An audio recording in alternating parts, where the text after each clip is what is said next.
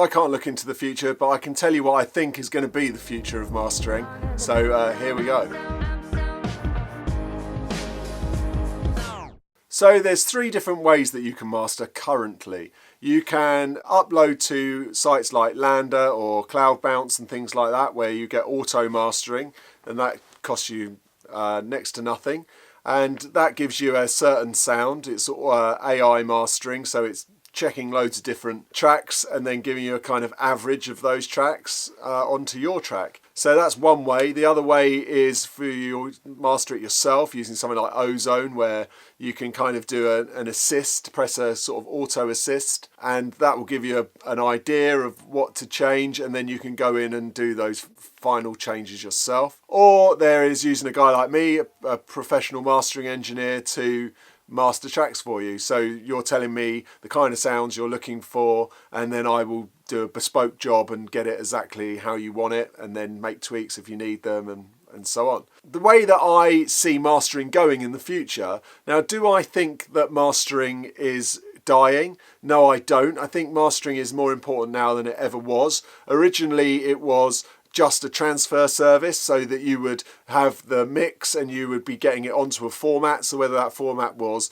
vinyl or CD, it was just a way of getting it on there so it sounded the same way as the mix. And so you would put cuts and filters on to be able to get it there, because obviously the mechanical process meant it needed different filters, especially for vinyl. That was what it was. And now, since people have been doing a lot more sort of home recording and a lot more home studio stuff, it's become more important, because it's now a place where you have a extra set of ears, a professional set of ears in a studio that's probably better than yours, and with better speakers, and with an experienced engineer who's just listening to the track. He's not mixing it, he's not recorded it, so he's coming at it from a fresh perspective. And then I think that's important, but that is why it's become more important, because then you get those fresh ears on your mix, and you also then get some really nice high-end equipment and high-end experience to enhance the track. I think that will always be important. I think people will always need that. I think what happens is, I think it's all going to come down to budget,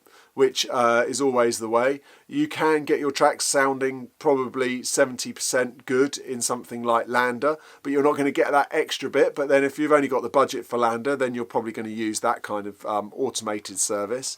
I think that automated service is going to become better and better and better, because the more AI that they use, then the better that their algorithms are going to get. And I think you will get them to a point, but you're never going to get the human ear, you're never going to get the human feel and touch. So I've described before about mastering being like the suit industry, where everyone used to wear suits back in the day, in my granddad's time in the 20s or 40s or whatever it was, and everyone would wear suits. And then in about the 60s or 70s, people like Marks and Spencer's started doing sort of off the peg stuff. Before then, it was all bespoke guys, so it was all guys like me mastering who were doing bespoke mastering. And then Lambda and that have come along, and they're doing the kind of off the shelf thing. Now, if you're really into your sound and you really know what's going on, if you're a good mix engineer, someone who's into fashion, into cloth, then you know that the suit, the collars are too big, or it looks odd in that way, and the shoulders are wrong, and you need to hold it in a bit. But if you're just a general guy who doesn't really know much about it and doesn't really care, because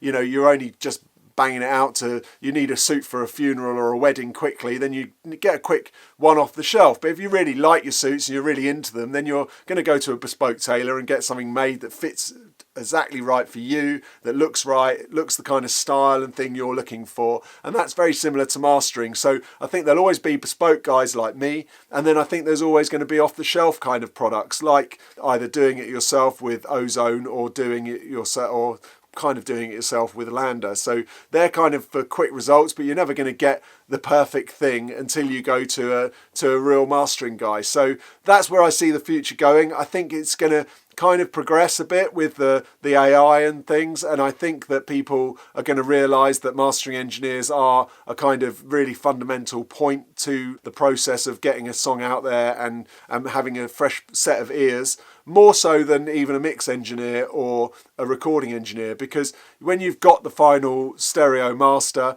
it's just great to have somebody to actually listen to it and kind of even if you think it sounds amazing, it's just good to pay. It's actually quite cheap, isn't it, to master? It's like between $50 and $200, depending on how experienced and the kind of equipment and the clientele that the engineers worked with. So it's really a cheap process just to have your final track that means a lot to you and is going out there. You're going to hear it for the rest of your life, so you want to make sure that it sounds great and you're presenting it to everybody in the right way. So it's well worth paying the money to have somebody as that final process, and I think that will just become more important the more people record at home and the more people do their own sort of DIY stuff up to the point of mastering. And if they're doing more mixing and more recording with plugins and stuff, it's nice to have a QC, a kind of quality control at the end. So that's my thoughts on the future. I'd love to hear what you think the future of mastering is below, whether you think there is a future for mastering or whether you think everyone will just do it themselves and we'll all be quite happy with that. No, I don't think that's kind of happen, but let me know in the comments. If you like this kind of video, then please subscribe.